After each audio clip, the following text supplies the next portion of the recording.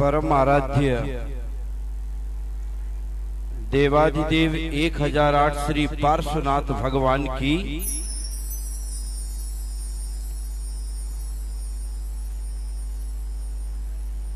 परम पूज्य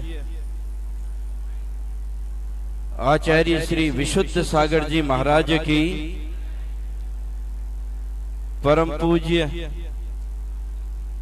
आचार्य श्री निरंजन सागर जी महाराज की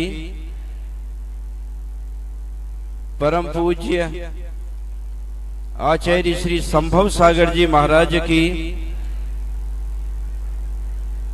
परम पूज्य आचार्य श्री प्रसन्न सागर जी महाराज की परम पूज्य प्रज्ञा श्रवण मुनि श्री पुण्य सागर जी महाराज की परम पूज्य तपस्वी ऋषि महोत्सव सागर जी महाराज की परम पूज्य विराजमान समस्त मुनि आरिका संघ की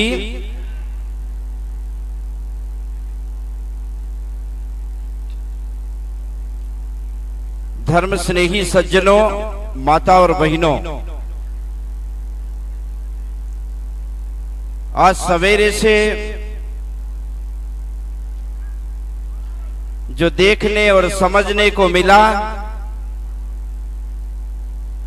शायद जीवन में ये पहला अवसर है कि किसी तपस्वी संत के पारने में अपना हाथ आगे करके तो ग्रास देने का हिम्मत और साहस करते हुए पुण्य अर्जित कर पाए। और दोपहर की वेला में 3 बहनें यहां आरिका दीक्षा ले रही हैं। ये जीवन के ऐसे शुभ क्षण हैं जिनको अपने स्वर्णिम इतिहास में अंकित करने योग्य हो जाते हैं। आज विराट मुनि संघ आचार्य संघ यहां विराजमान है। इनको देख करके कुछ लगता है। मैं पूज्य आचार्यों और मुनिवृंदों के चरणों में निवेदन करना चाहूंगा, हे पूज्य महामनाओं, हमारी स्थिति बड़ी विचित्र है। मैंने देखा सवेरे सवेरे वीणा दीदी के कमरे में एक बंदर घुस गया।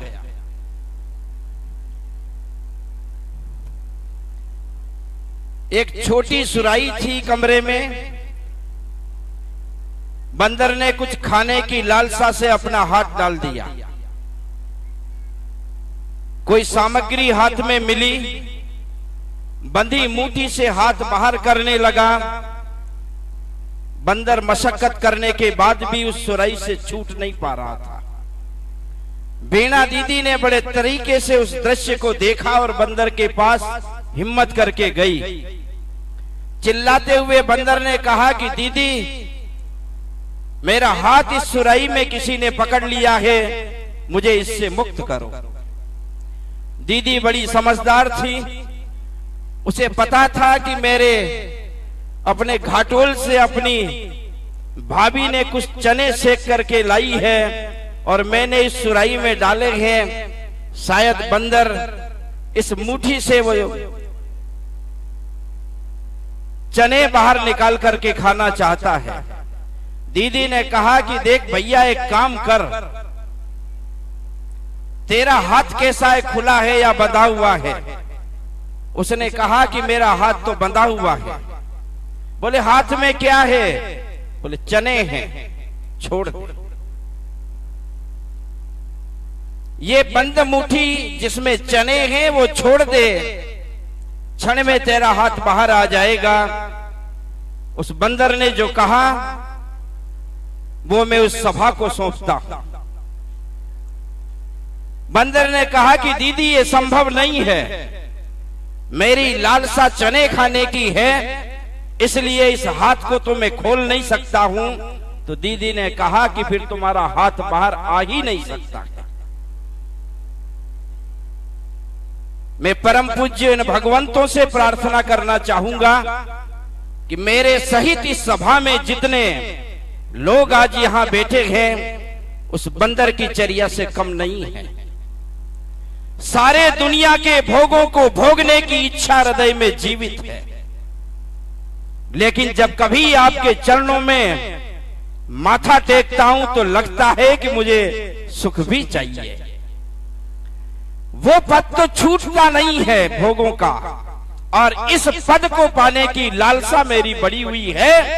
इस दुविधा के घोड़े पर मैं सवार होकर के इस संसार में दुखी हो रहा हूं। मेरे जैसे असंख्यात लोग प्रतिदिन मंदिरों में जाकर के भगवान से प्रार्थना करते हैं कि भगवान मुझे दुख से मुक्ति मिले। प्रतिदिन इन पूज्यपाद पीठों में आकर के प्रार्थना करते हैं कि मुझे दुख से मुक्ति मिले, लेकिन दुख से मुक्ति मिले कैसे? दो घोड़े पर सवार होकर के चल नहीं सकता, दो नाव में पांव रख करके समुद्र पार नहीं किया जा सकता है। इसी तरह से संसार और गृहस्थ के भोगों में जीते हुए मोक्ष मार्ग का सुखद अनुभव जीवन में कभी संभव नहीं हो सकता है। इन तीन बहनों ने जो संकल्प किया है कि जिंदगी के जितने समय ग्रस्त काल में बीत गए, अब उसकी ओर हमारा रुझान नहीं है। अब हम इन्हें छोड़ करके इस मुक्ति पथ की ओर बढ़ना चाहते हैं। पूज्यपाद, मैंने कल आपसे प्रार्थना किया था, एक कथा आपकी सेवा में तोते की रखी थी। आज उस तोते का दूसरा पाठ आपके चरणों में निवेदन कर रहा हूं। पिछले महीने जब मैं सम्मेद शिखर आ रहा था, दिल्ली एयरपोर्ट पे रुका। एयरपोर्ट से जब बाहर निकला, एक पिंजड़ा टंगा हुआ था। उस पिंजड़े में एक तोता था। तोते ने मुझे पहचान लिया। मुझे कहा कि हसमुख भाई कहां जा रहे? मैंने कहा कि विशुद्ध सागर जी और पुण्य सागर जी के दर्शन करने के लिए जा रहा हूं। बोले वहां क्या है? मैंने कहा वहां जो शांति है, वहां जो सुख है, वहां जो साम्राज्य है, वो इस विश्व में कहीं पर भी नहीं। दुनिया के सारे सारे उद्वेलन इनके चरणों में समाप्त हो जाते हैं। ये वो व्यासपीठ है। उस तोते ने कहा तो मेरा एक काम करके आना, विशुद्ध सागर जी के चरणों में नमन करके पूछना। क्या पूछूं? बोलो। बोले पूछना ये कि मेरे मालिक ने मुझे पिंजड़े में बंद कर दिया है, मेरे को मुक्ति कैसे हो? मैं खुले आसमान में कैसे उड़ सकता हूं? आप महाराज से पूछना। करूंगा, जरूर काम करूंगा। सैकड़े लोगों का यही काम करता हूं। लोगों की व्यथा इन चरणों में रखता हूं, इन चरणों का प्रसाद लोगों तक पहुंचाता हूं। शायद मेरा यही काम रह गया है। मैं आया, मैंने परम पूज्य पुण्य सागर महाराज जी के चरणों में ये प्रार्थना रखी कि मुझे दिल्ली एयरपोर्ट के बाहर एक तोते ने पूछा कि आपके गुरु से पूछना कि मेरी मुक्ति कैसे होगी। कई लोग भक्त उनके सामने यहां बैठे हुए थे। मैंने जैसे ही प्रश्न किया, पुण्य सागर महाराज जी मूर्छित होकर के गिर गए। मैं हाल बेहाल हो गया। राकेश सेठी ने मुझसे पूछा कि आपने कौन सा मंत्र पढ़ा? मेरे मुनिराज मूर्छित हो गए। कमल जी ने कहा कि आपने कुछ न कुछ फूंक मार दिया महाराज के कान में, महाराज पुण्य सागर जी मूर्छित हो गए। मैं घबराया। मैंने कहा कुछ नहीं किया, मैंने हाथ जोड़ा, मैं भाग गया यहां से। वापस पहुंचा, सारे रास्ते मेरे वही विकल्प बना रहा कि मैंने पुण्य सागर महाराज जी को केवल तोते की वेदना सुनाई और महाराज मूर्छित हो गए। मेरा क्या दोष था? दिल्ली एयरपोर्ट के बाहर जब मैं वापस निकला तो उस तोते ने फिर आवाज लगा दी, पंडित जी इधर आओ। अब मेरी हालात खराब थी। इधर आओ। बोले गुरुजी ने क्या कहा? मेरी मुक्ति का उपदेश। मैंने तोते के कान में कहा कि मैंने जैसे ही तुम्हारा संदेश महाराज श्री के कान तक पहुंचाया, महाराज श्री मूर्छित होकर के गिर गए। मैंने तो इतना ही तोते को कहा, तोता मूर्छित होकर के गिर गया पिंजड़े में। तोते का मालिक आ गया। बोले आपने क्या सुनाया मेरे तोते को? मैंने कहा कुछ नहीं सुनाया मैंने। उधर न महाराज को कुछ सुनाया, न इधर कुछ सुनाया है। मूर्छित तोता मालिक ने देखा कि मूर्छित हो गया है, पिंजरा खोला, बाहर निकाला, एक लोटा पानी लेने को गया, तोता उड़ करके चला गया।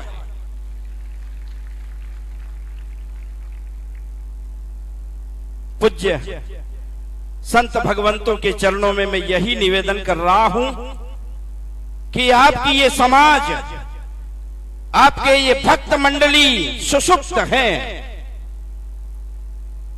मुनि राजों को हम लोग शब्दों से तोलते हैं, मुनि राजों की चर्या को हम शब्दों से समझना चाहते हैं। मुनि राजों की चर्या ये तो जीवित चर्या महोत्सव सागर जी की है, जो शब्दों से नहीं समझ में आती है। उनकी करनी, उनका दृष्टिकोण और उनका जीना ये देख करके समझ में आता है।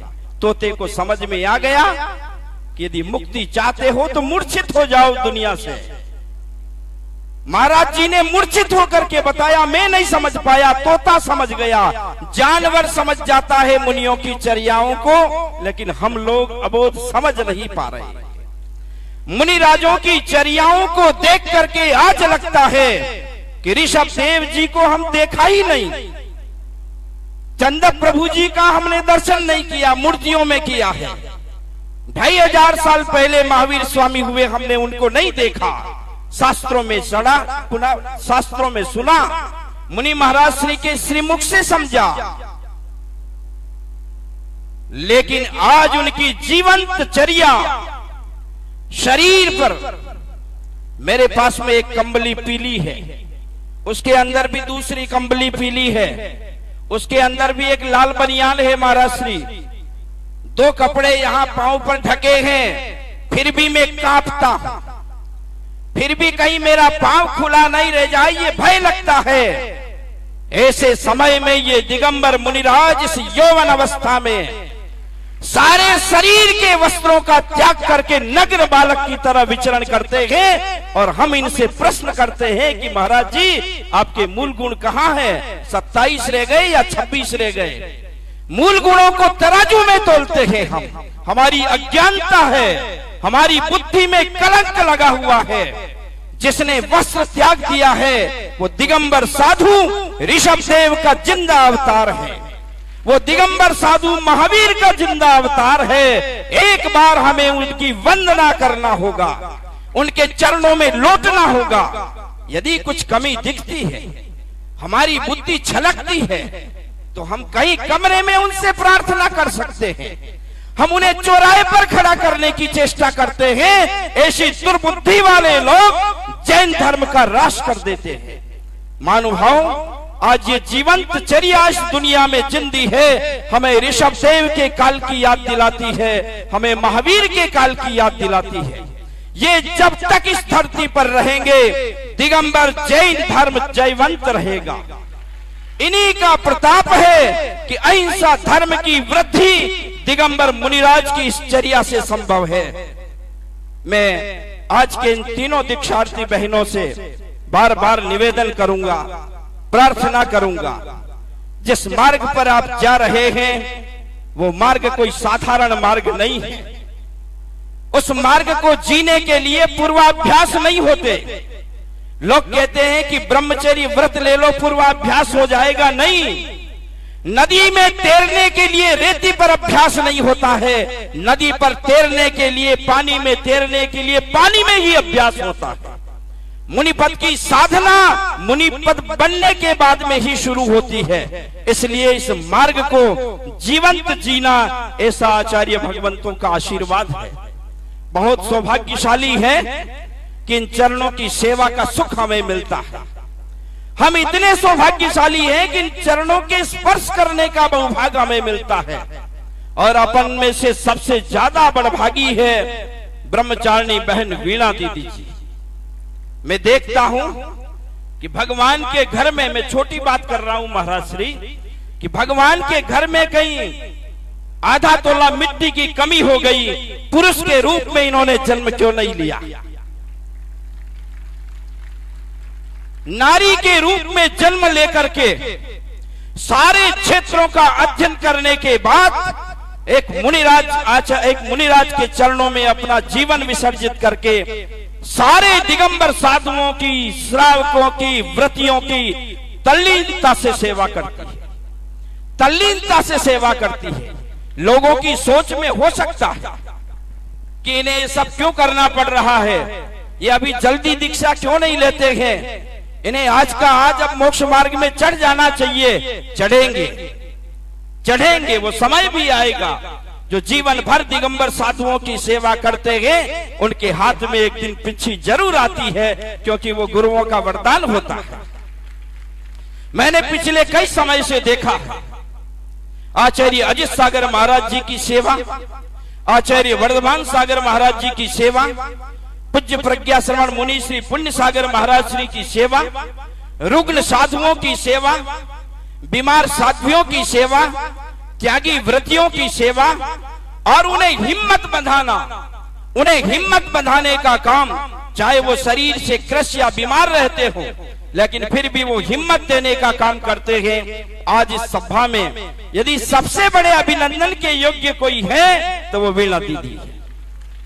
मैं उनका अभिनंदन करना चाहूंगा, और मैं क्या करूंगा, पूरी समाज करेगी, सारे साधु संत आशीर्वाद देंगे कि हर संघों में ऐसी सेवा चंद्रिका वीणा दीदी तैयार हो, ताकि संघ की अभिभावनाओं को समझ करके साधुओं को उचित उपचार दे सके, साधुओं को उचित औषध दे सके, साधुओं की उचित व्ययावृत्ति में सहयोग कर सके, और साधुओं को उचित आहार देने में अपना योगदान कर सके। मैं दीदी से आग्रह करता हूं कि वे आए, और उनको एक अभिनंदन पत्र देने की इच्छा है। विशाल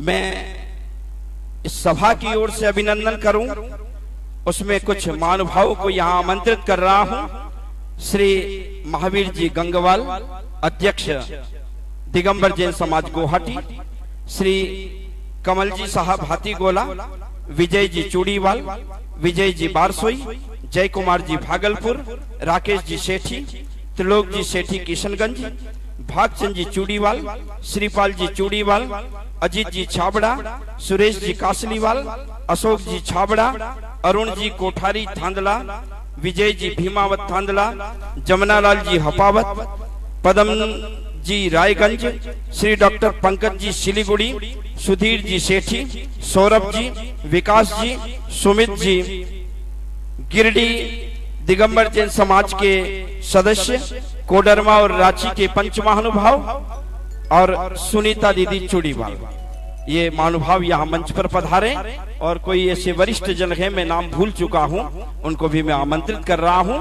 और दीदी आए यहाँ, सुनीता दीदी चूड़ीवाल जी, और दीदी का तिलक करें।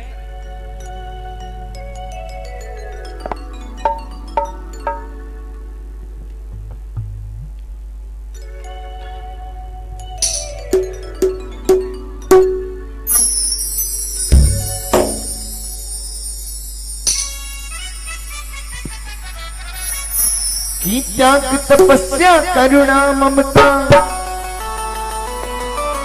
त्याग तपस्या करुणा ममता दया क्षमा कीनो दर्पण, त्याग तपस्या करुणा ममता दया क्षमा कीनो दर्पण, वीणा दीदी काका की धरा, वीणा दीदी गुल की पौध काका की धरा, वंदनी है सेवा भाव में, वंदनी है सेवा भाव में, सावधान वीणा दीदी को गाता की धरा।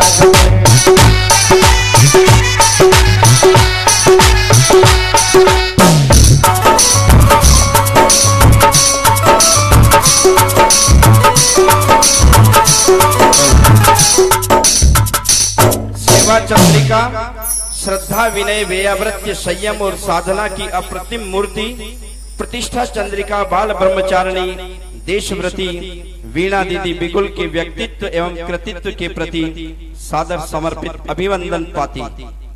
दिनांक 3 दिसंबर 2021 तीर्थराज मधुवन समेत शिखर।